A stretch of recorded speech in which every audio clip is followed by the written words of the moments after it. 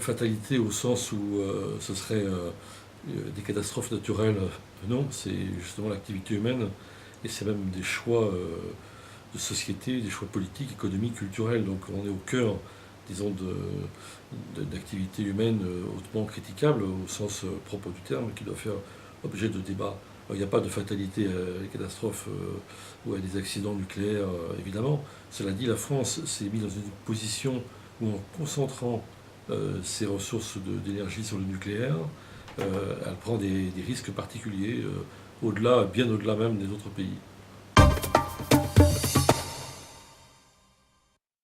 Oui, beaucoup plus, parce que pourquoi on est dans cette situation qui rend si difficile les débats d'ailleurs, et qui fait que 80% de nos ressources en électricité proviennent du nucléaire, c'est que le nucléaire a été pensé au lendemain de la guerre comme une sorte d'empire colonial de substitution.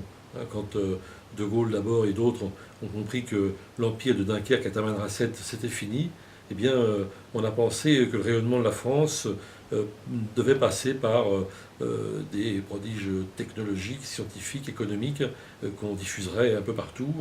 Et de cette façon, on est devenu à la fois, disons, la pointe de l'industrie nucléaire, en même temps des marchands de nucléaire civil et militaire patentés. Et d'ailleurs, Sarkozy est encore un VRP de cette marchandise.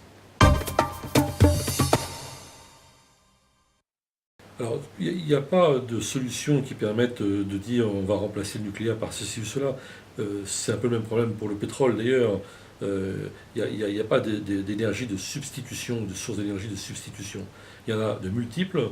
Il y a surtout probablement d'autres modes de vie. On voit que, par exemple, les Allemands qui n'ont que, je crois, 26% de leurs ressources électriques qui proviennent du nucléaire, ne sont pas pour autant à la bougie, n'est-ce pas? C'est pas non plus un pays, disons, archaïque.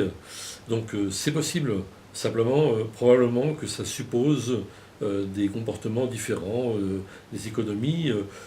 Je dirais pas de la décroissance, que le mot déjà est un petit peu polémique, mais en tout cas une sobriété et un consumérisme moindre.